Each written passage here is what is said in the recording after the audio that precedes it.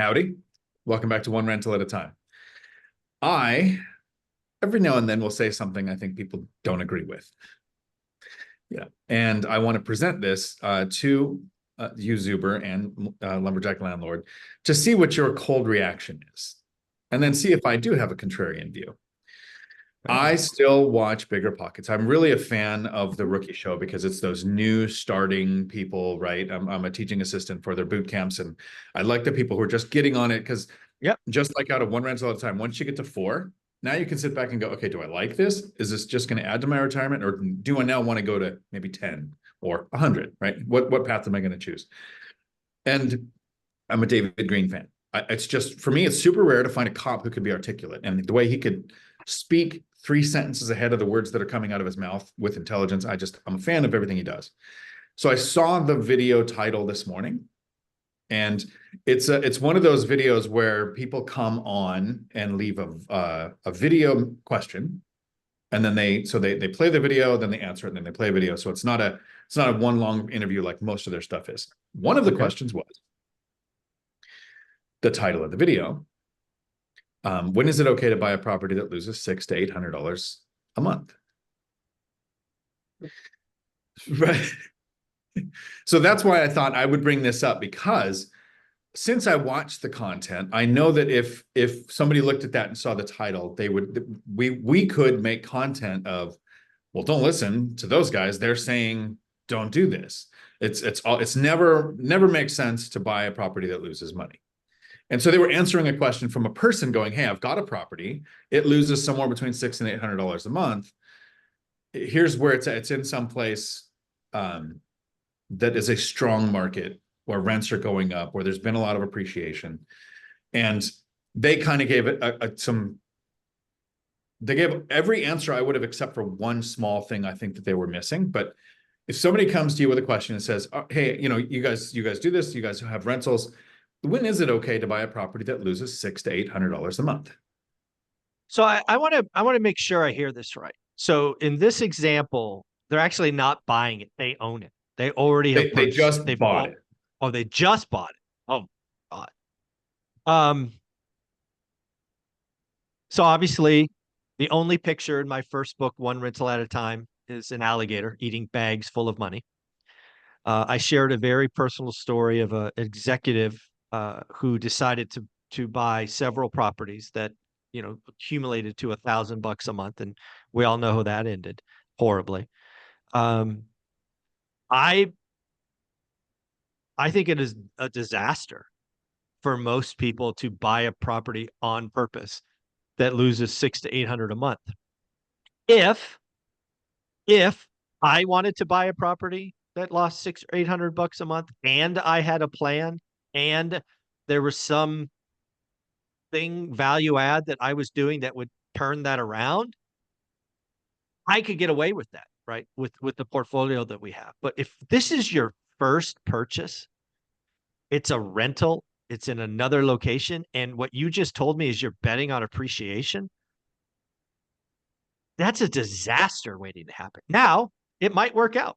If you did that in 2012, you did great. Appreciation bailed everybody out. I happen to believe that we've saw a decade of appreciation in 2 or 3 years, and you're about to get spanked. So, I mean, yeah, I could twist myself in knots and say it's okay for some people, but in reality, I talk to new investors just getting started, and I don't want to see a new investor's first deal lose $800 a month, because that's $800 a month. Best case, that's $800 a month. You got one eviction, my first property. You got a water heater. You got a sewer line. You got this, that, the other thing. Pretty soon you're losing $3,000 a month. It's a disaster for most new real estate investors, in my opinion. Matt, basically same question. Somebody comes to you and says, I just acquired a property. It's losing between $600 and $800 a month. And the idea is, when is that okay? Ready? I'm going to break your brains. It's okay. Number one, I actually have 2. It's okay. Number one, if your monthly income on that building is $80,000. That's okay, because that's 1%. Okay, I can live with a little 1% hit, $80,000. Because I guarantee if I bought something that's losing $800 a month there, I guarantee I saw some value. So I'm okay losing $800 a month, but it has to be on scale. 1%, who cares? Fine. But again, that's not my only property. Two is, do I have a big portfolio? Do I have a big enough portfolio where I can take on a loss like that on a given asset based on the fact that I have some sort of a strategic plan of what I'm going to turn it into? Or three, it makes sense if I have deemed that that asset is vastly undervalued and I bought it for what I bought it for, even though it loses $800 a month, because it was like the deal that I just bought. It was 10% down. It was a 5% mortgage, but his rents are less than half what the market is. So in the next 6 to 12 months, I will have that asset performing, and likely it will be one of the greatest returns in my entire portfolio. It will likely be a 50 to 70% return on my capital on that deal. So I think those are pretty unique cases. So I don't think if you are a brand new investor that that's the right deal for you. I don't think if you have zero portfolio that that's the right deal for you. I don't think that if you've ever taken a building and turned it around in less than 12 months or 18 months, then that's probably not the right building for you. But I think that there are unique situations with a title like that. I think there are unique situations where it actually does work. But it is those specific and unique situations where you can essentially spread risk. Yeah, I did come up with one more, and it's actually things that both of you have done that I haven't, and that's house hacking. Sure. Right? If you're going to buy a house hack, whether it's rooms or a fourplex, and you're going to lose $800 a month, but your rent would have been $3,000, so you're actually net 2,200 ahead. Yep. I'm okay with that. With that little addition. House hacking, again, you've got to be coming out ahead, rent versus whatever. But yeah, I mean, there's a chance that you buy a duplex or something in Cupertino and you're losing a bunch of money, but that makes, I guess with that one caveat, I'll add to that. So what do you got, Dan? What did we miss? No, you guys had a lot more nuance in the answer, but here's the shocking thing. And this is the reason why I wanted to make this video, is because for everybody watching, word for word, right? Word for word, you had their answers, and then you added, house hacking, and you added if it was a high income and it was only a small percentage of the loss. So you guys were a little more nuanced in it. But that's the idea, is when we see a video of somebody losing money, I think there's some brand new investors. I think the hope when they're brand new is, oh, that's stupid, I would never do that. Maybe that's a bad, I don't even want to think about that question. But there are people where they have such a large portfolio, it's such a small amount of their portfolio, and they call it an appreciation play. If it is 1 to 5% of your portfolio, and if it absolutely blew up in your face and you just write a check out of petty cash and you take care of it, sure, you're going to hear of investors doing that. And if you buy into it and there's equity, right? Okay, so you could see that. And if you buy into it, and here's the plan for future renovations, future rent adjustments. And ironically, the next question led into the binder strategy. So they were able to tie it into, well, you can use this on the rents on the place that wasn't making money. But when somebody sees the title in the video, right, our normal reaction would be, wow, don't listen to those guys. They're saying buy an alligator. But because it was like third, fourth question in, buried in a longer video, they went through. If you're a new investor, like Rob Abasalo actually said, no, absolutely not. This is a train wreck. Don't do it. Right. If you're new, if your portfolio can't survive, like they explained everything that you guys did. And so I want people that watch our channel to understand, when you hear of an appreciation play, it doesn't mean it was a bad move. It's the Schrodinger's good or bad move. You don't know until you look at the numbers.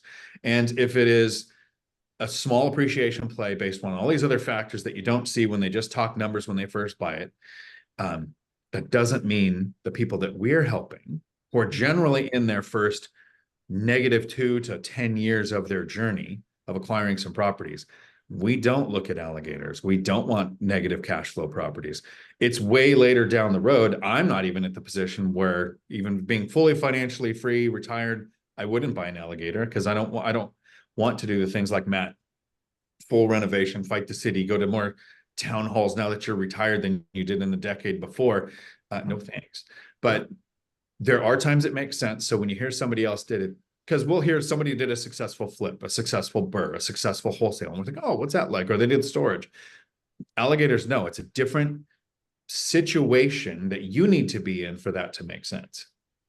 Yeah.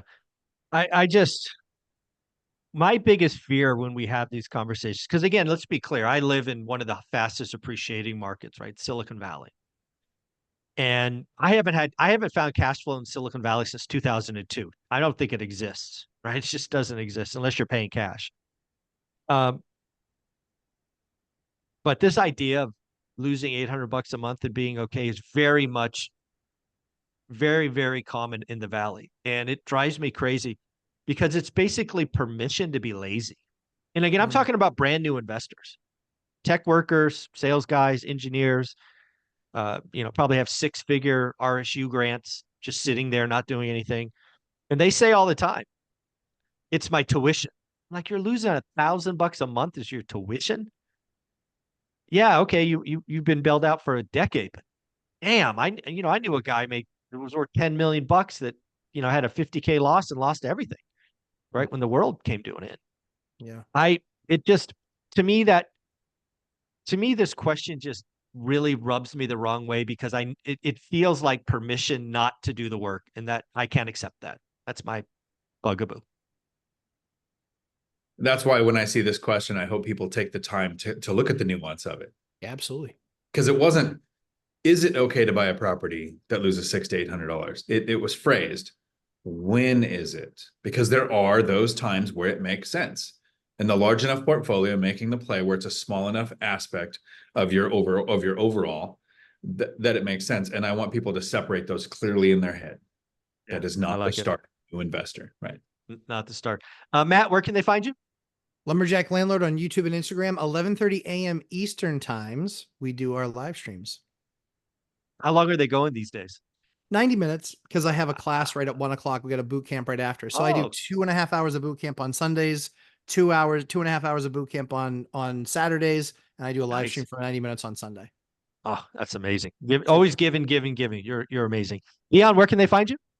You can find me right here on YouTube, Dion Talk Financial Freedom, where I do my live streams every Tuesday at 4 p.m. Pacific. And for the month of May, every Tuesday at 6 p.m. Pacific, I'm doing a course video where I have some friends that don't know they've been invited to come for one of those weeks this month, just in case those friends are paying attention to this being an invite. Sounds good. Got it.